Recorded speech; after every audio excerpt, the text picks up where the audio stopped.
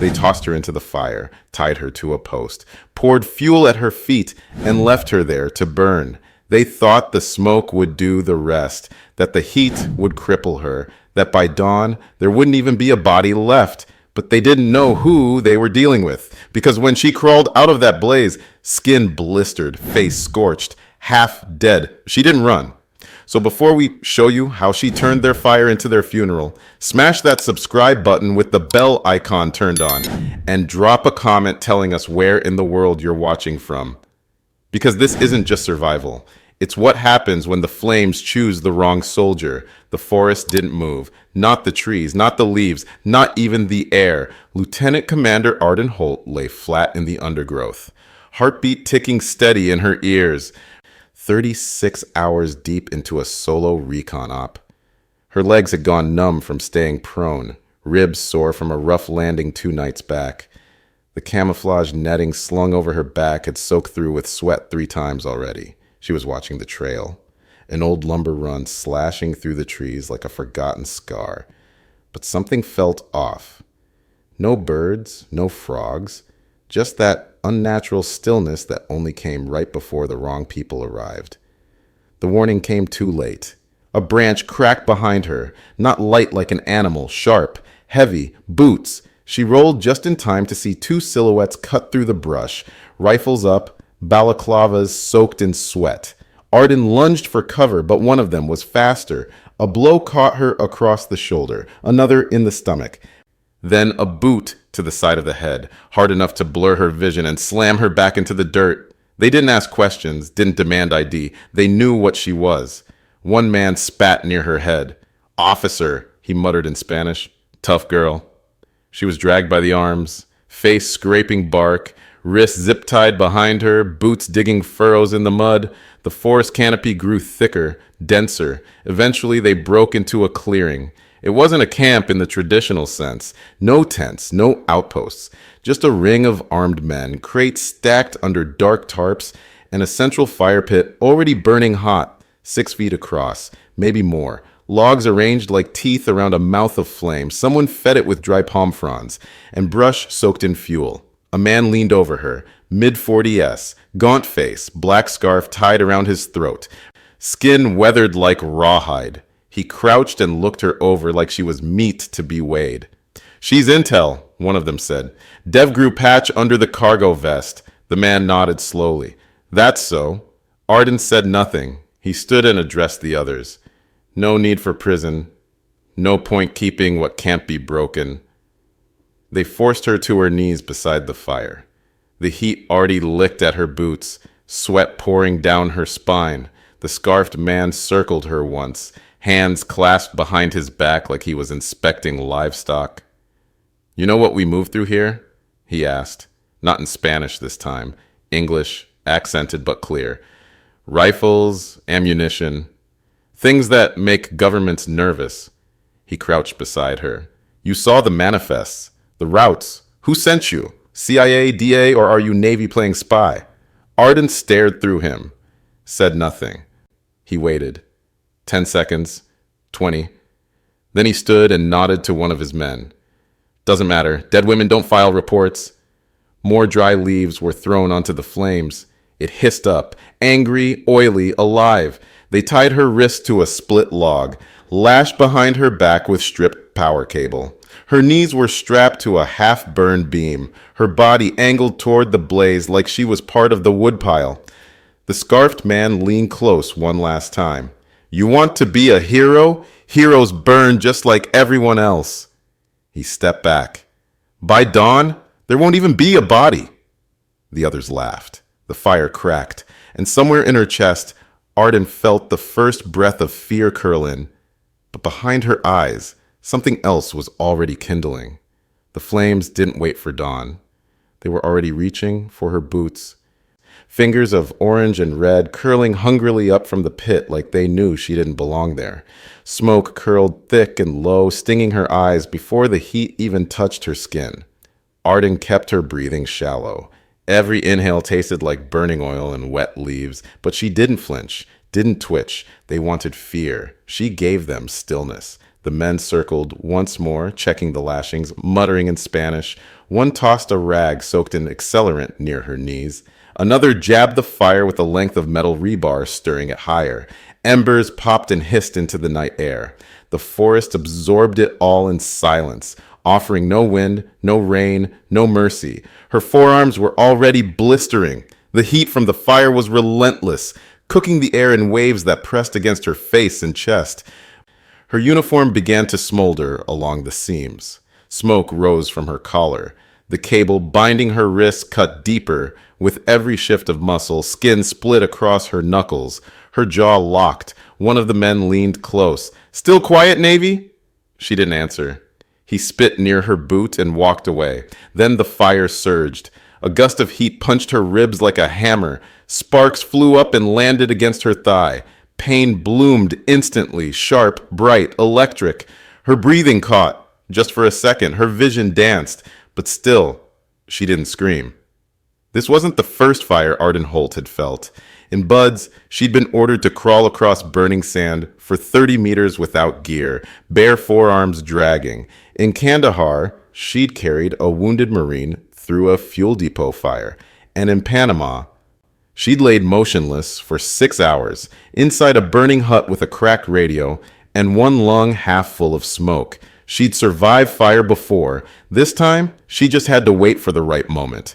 The ropes were burning too, edges blackening, tension softening. The makeshift beam she was tied to began to char, cracking as heat gnawed through its base. She leaned forward, slow, like sagging from the pain. Her hand slipped slightly against the scorched cable. She felt it shift, just enough to move. The fire roared again. The wood snapped. She dropped sideways, onto one shoulder, into the mud just outside the fire ring. Her left arm caught flame. She rolled, once, twice, snuffed it, gritted her teeth as bark tore into the raw skin on her arms. The smoke cloaked her. Voices shouted behind her, shocked, angry, confused, but not fast.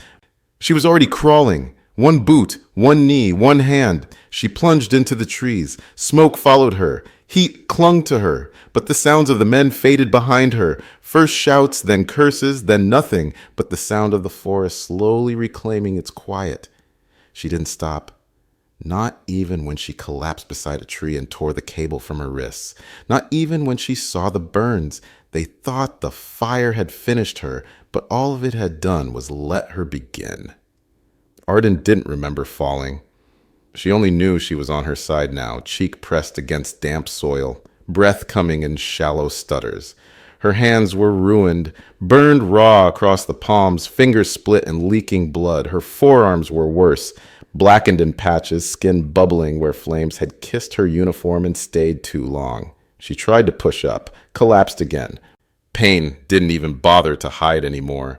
It sat on her chest like a second body, heavy and sharp, cutting between her ribs and threading fire through every nerve. But pain, she reminded herself, was just the signal. It meant things were still working. It meant she wasn't dead yet. She crawled toward the sound of water, soft trickling to the east. Every movement left behind a trail of blood, ash, and torn cloth. Her eyes stung. Her throat ached from smoke. Her whole body pulsed with one message: stop. But she didn't. She reached the edge of a narrow stream, barely wider than her torso, and plunged her arms in. Steam hissed instantly from her skin. She bit down on her sleeve to keep from crying out. The cold was a new kind of agony, but it dulled the edges just enough. She held her forearms under until the nerves numbed. Then she dragged herself onto her back, staring at the canopy above. Branches, stars, smoke threading upward. Her eyes fluttered. Don't pass out, don't pass out. She tore strips from her pant legs, wrapped her forearms tight, using the wet fabric to slow the damage. Then she coated the dressings in mud, packed thick, earthy cooling paste. It would draw out the heat, maybe stave off infection for a few hours. The improvised work was shaky, sloppy, but functional. Her lips were cracked.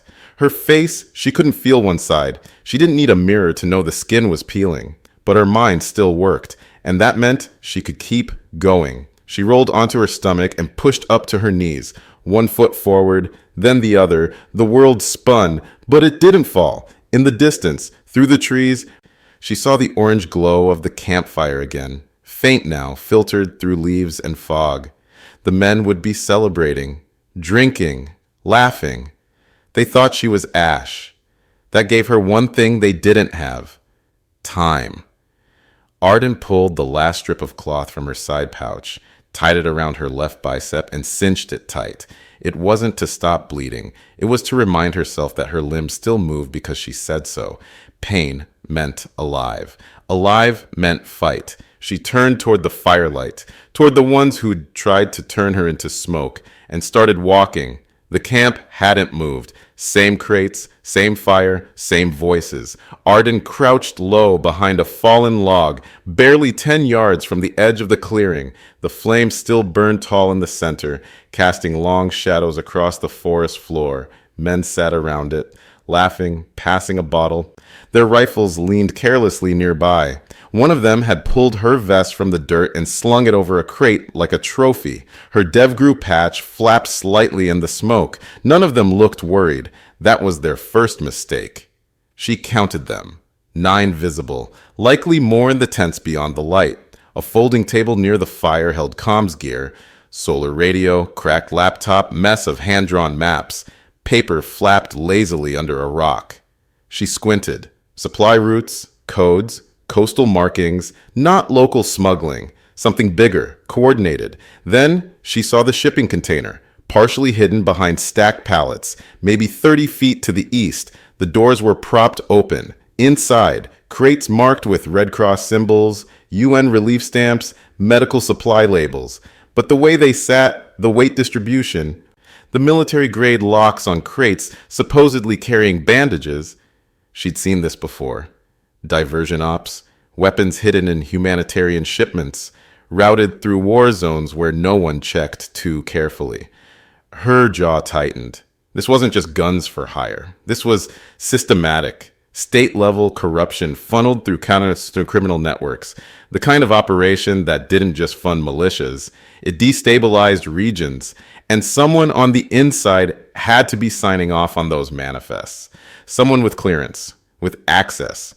The man with the scarf, same one who'd ordered her tied up, slapped the back of another, laughing. "Did you see how hot it got? Popped like fat wood?" Someone else raised a drink. "To fire, the best cleanup crew we've got." They toasted her death like it meant nothing. Arden's jaw tightened. This wasn't just survival anymore. They weren't just killers.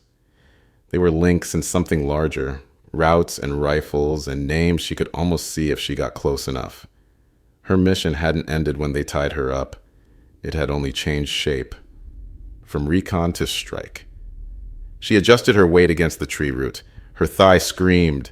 Blisters had begun forming under her knee where her uniform had melted through. She ignored them. She reached down, ran 2 fingers across the ground. Soft, dry, coated in shed pine needles, highly flammable. Her eyes moved to the crates, tarps secured by rope, but loosely. Fuel cans sat beside one. Standard yellow plastic, stenciled in English, probably stolen. Second mistake. She watched for another few minutes, noting their movements. Guards on the perimeter passed every 20 minutes, but they didn't look up. They didn't expect anything from the trees. The fire cast too much light in the center, making it harder to see the shadows at the edges. And no one, not one of them, had checked the far side of the brush since they left her to burn. Third mistake. Arden's mind clicked through options. She didn't have a weapon. Not yet, but she had heat, light, fear, and the forest was full of things that burned. She backed away slowly, deeper into the dark. Her legs trembled. Her arms barely bent, but her steps were steady. They thought they'd turned her to ash. What they'd done was hand her the match. Arden moved like a shadow through the trees. Slower now, deliberate, her every step a negotiation between balance and agony. The pain had settled into something quieter, not gone, just duller, like a warning light in the corner of her mind. She followed the slope westward, away from the camp until she found what she needed. An old trail cut through the brush, lined with dry leaves and fallen pine. Resin oozed down cracked trunks. There were broken branches here, too, and more than a few termite-hollowed stumps. It would burn fast, hot, Perfect. She gathered what she could. Dry twigs, leaf bundles, strips of her ruined undershirt. She found a discarded oil rag near the base of a tree and used it to coat the cloth. The air smelled of sap and diesel. She didn't need a lighter, just one ember. Back near the camp's edge, she knelt by the ash ring where they'd almost ended her. Coals still glowed faintly beneath the surface. She used a stick to stir one free, then cupped it in a half shell of bark until it began to catch. The smoke stung her eyes, but she didn't blink.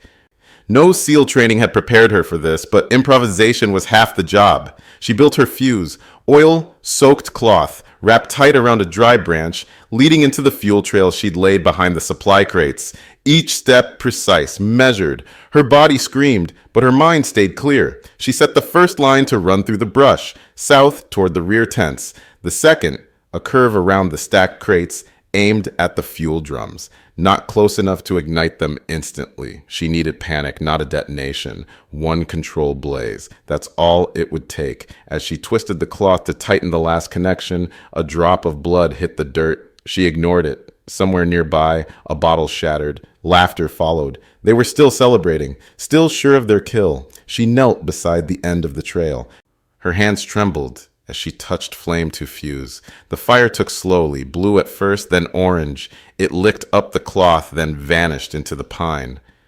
Arden exhaled once, then disappeared into the trees. It would take 30 seconds to reach the first tarp, 45 for the second. By the time the first man shouted, the blaze would already be around them. Let them wonder how it started. Let them think the forest turned on them. She didn't care. All that mattered was this. They'd tied her to a fire, laughed while it licked her skin, and turned their backs on what was left. Now she was the one lighting matches, and they were standing on kindling. The first scream came before the fire even reached the crates. It was one of the outer guards, tall, wiry, moving along the perimeter trail, with a rifle slung loose over one shoulder. He stepped through a gap in the trees, eyes scanning the forest, and that's when Arden dropped on him from above. No warning, no sound, just motion. Her knees slammed into his back as she fell from the low branch, driving him face first into the dirt. His rifle clattered uselessly to the side. She grabbed his collar with one hand, the other reaching for the crude blade she'd made from sharpened metal, broken from a camp tool earlier. One thrust between the ribs. The man didn't make a sound after that. She didn't have time to drag the body, just rolled it into the brush, wiped the blade once on his shirt, and slipped back into the tree line. She could already smell the smoke. The flames were moving, hissing through dry pine needles, licking up the sides of the nearest tent. Someone inside shouted. Another voice barked an order in Spanish. Feet scrambled against the earth. A tarp was ripped away, a box overturned, and then the second man ran straight into her. He crashed through the brush in a panic, a pistol in one hand, a radio in the other. Arden was crouched low, invisible against the trunk. She lunged as he passed, slamming the sharpened stick into the back of his knee. He went down screaming. She didn't hesitate, snatched the pistol from his grip and drove the heel of her palm into his throat. He stopped moving. She grabbed the radio too, clipped it to her belt. Might need it later. By the time the camp realized something was wrong, 2 were already dead, and the fire had crept to the fuel drums. Shouts turned into chaos. Tents are on fire! She's alive! I saw her! No, that's not... Then the first crate blew. Not a full explosion, just a sharp burst of flame as dry ammo ignited. A man was thrown backwards, screaming. Sparks rained onto the canopy above. The trees lit up in an orange halo. Arden crouched at the camp's edge, face streaked with ash, burns glowing angry across her arms and cheek. The pistol felt light in her hand. The noise washed over her like a second skin. She was no longer a woman who had crawled out of a fire. She was the fire now, and she moved through the smoke with purpose. The men inside the camp scattered, some trying to save equipment, others running toward the brush, but none of them knew where to look. None of them had seen what she'd become, half burned, half shadow, and coming for every one of them. The second explosion was louder. It ripped the back off a storage crate, sent shards of steel and wood spiraling into the smoke-choked sky. A wave of heat followed, thick enough to make the air ripple, bright enough to paint the trees in orange streaks. By then, the camp was no longer a camp. It was a battlefield. Men screamed orders in half sentences. Some ran for cover. Others opened fire blindly into the trees. Bullets tore through tents, crates, and canopies. But there was no target, just smoke, shadows, confusion, and Arden. She moved between cover points with precision, ducking behind a splintered water barrel, vaulting across a downed radio mast. Her burned arms wrapped in damp cloth torn from the same tents, now collapsing around her. The pistol in her hand coughed 2 quick shots, both controlled, both clean. One man dropped near the table of maps. Another stumbled trying to flee through the smoke. They hadn't trained for this. They weren't used to fighting someone who shouldn't have survived. Arden grabbed a flare from a supply box mid-stride, yanked the cap, lit it. The red glow was hellish in the smoke, casting wild shadows across the camp. She threw it high, an arc of light that landed atop a tarp-draped crate. The fire caught instantly. 2 insurgents turned toward it, shouting. They didn't see her circle behind them. The first went down with a knife to the spine. The second tried to run. Arden tackled him into a burning tent pole. His scream didn't last long. The air filled with the scent of gunpowder and melting nylon. The few remaining men were disorganized, frantic. Some tried to rally, firing at anything that moved, but they were used to fear as a weapon, used to controlling it. Now it was in their lungs. She heard someone yell her name, not her call sign, her actual name. Holt! She's alive! She's in the fire! She's in the fire! Arden crouched in the shadows, chest heaving, blood running freely now from reopened blisters. She'd lost feeling in 2 fingers. Her vision tunneled every third blink, but her heartbeat was steady. She rose from behind a scorched tree stump and advanced slowly, each footstep driving a spike of pain up her spine. But they saw her, and they froze. One man dropped his rifle. Another stepped back into a blaze and didn't notice until his leg lit up. Arden raised the pistol. She didn't fire. She didn't need to. They were broken. This was what control looked like. Not radios, not tactics, not numbers. Fear delivered in silence and smoke, and Arden Holt had brought enough of it to burn them all down. The fire had consumed the camp by the time Arden found the radio. She kicked aside the last of a smoldering tarp and stepped into what remained of the comms tent. One corner was already caved in. The metal frame melted halfway to the ground. The equipment rack had blackened under the heat, but the central radio unit still blinked, barely alive, sputtering through static. She dropped to one knee. Her burn screamed at the motion, but she gritted her teeth and reached for the headset with 2 shaking fingers. Her thumb found the transmit switch. Echo, Echo 6, she rasped. Her voice cracked, smoke scraped, raw. This is Holt. Repeat, Lieutenant Commander Arden Holt. DevGru, code Echo 6 Bravo. Location compromised. I need immediate extraction. Coordinates incoming. She fumbled with the handheld GPS clipped to the table. Screen cracked. Signal weak, but functioning. The numbers came through. She read them out. Hostile camp burned. Weapons recovered. Intel confirmed. Minimal friendly presence. I'm the only asset on site. Silence on the other end. Then, through the static, copy that Echo 6. We're inbound. ETA 16 minutes. Sit tight. Arden exhaled. The longest breath of the night. She stood slowly, every tendon a battlefield, every joint half locked. Her body was done, her mind too, but something deeper, something colder, kept her upright. She stepped back outside. The camp was ash and flame. Crates twisted and leaking, tents caved, rifles scattered across the mud like discarded toys. The few surviving insurgents had fled into the trees. Some screaming, others too shell-shocked to run at all. A handful knelt with hands raised, faces streaked in soot and fear. Their voices cracked from smoke. She didn't look at them. She only looked up, toward the black sky above the trees, where the first glint of rotor lights was breaking through the smoke. The helicopters were close. She moved to the center of the clearing where the firelight cast a wide circle, raised her pistol, fired 3 times into the air, tight grouping, spaced out, a signal. The reply came fast. 2 long blinks from an overhead spotlight, then the low thump of rotors pushing air down in waves. The first bird hovered above the clearing, ropes unspooled, shadows descended, seals in full kit, faces obscured, movements clean and precise. One of them broke toward her immediately. "Lieutenant Commander Holt?"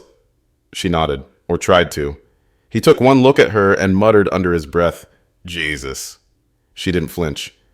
"Crates over there," she said. "Secure the comms unit. There's intel in the tent, maps, manifests, routes. Copy it all, burn what you can't carry." "Roger that." Others moved past her, sweeping the site. She swayed once. The SEAL caught her elbow. "We've got you." "No," she murmured. "You've got them. I'm just the match." And then, for the first time since the fire, she let someone else take her weight. Dawn broke slow over the forest. The sky bled orange through smoke that still drifted in lazy spirals above the clearing. Ash floated like snow, catching in branches, settling in hair, clinging to the edges of bandages and boots. What had once been an insurgent staging camp was now a crater of soot and silence. Broken crates, scorched tarps, twisted steel. Arden sat on the tailgate of a grounded Blackhawk, legs dangling, arms loosely bandaged in medic gauze. Her sleeves were gone. So was half her collar. The skin across her forearms looked like boiled leather, deep red in some places, gray in others. Her face was mottled with soot and the raw pink of fresh burns. One eye was swollen nearly shut. She didn't speak, just watched. The SEAL team worked with quiet efficiency, tagging crates, scanning recovered documents, zip-tying the last two prisoners to a support post. A fire suppression team dropped foam over the worst of the hot zones. Somewhere in the distance, another bird circled, waiting for clearance to extract. "Ma'am," a voice said beside her. She turned. The medic, barely 30, buzz cut, still catching his breath, stood there with an IV bag and a look of disbelief. "These burns. You should be unconscious. Shock alone should have—" "I'll sleep later," she said quietly. He hesitated. "Do you remember what happened?" She nodded once. "Every second." He started hooking the IV into her arm. His hands were careful, respectful. She didn't wince. From across the clearing, the team leader approached. Broad frame, smeared camo paint, rifle slung across his chest. "Lieutenant Commander Holt." "Captain," she answered, voice dry. "You're the only reason this op isn't classified as a total loss. What you did here." He glanced over his shoulder. At the wreckage, the flames still flickering under a collapsed comms tent. The prisoners who hadn't dared speak since her name was mentioned. He looked back at her. "They tied you to a fire, and you came back with a kill zone." She didn't smile, didn't blink, just pulled her cracked dog tags from under the remains of her shirt and wiped off the ash. "They said there wouldn't be a body," she said flatly. The team leader shook his head, more reverent than impressed. "Well," he muttered, "they got that part right. There's no body left, just something they couldn't kill." A gust of wind caught the edge of a burned tarp and flapped it once before it tore free. Above them, the second chopper lowered with a roar. Arden didn't look at it. She only looked at the black circle where the fire had started, where they'd tied her, where they thought they'd erased her. Now it was just ash, and she was still standing. Could you push through third-degree burns just to keep moving? And if you escaped something like this, left for dead, tied to a fire, would you turn back to finish what they started? Or disappear for good? Let us know in the comments. We read every one. If this mission had your heart racing, do us a favor. Hit that like button right now to show your support. Make sure you're subscribed to the channel with the bell icon turned on so you never miss a story like this. Because we upload every single day. And if you know someone who still thinks Navy SEALs only fight with teams behind them, send them this. Because sometimes it only takes one. Another mission's already waiting for you. Click the next video on screen now and we'll see you tomorrow. Same time with a brand new story.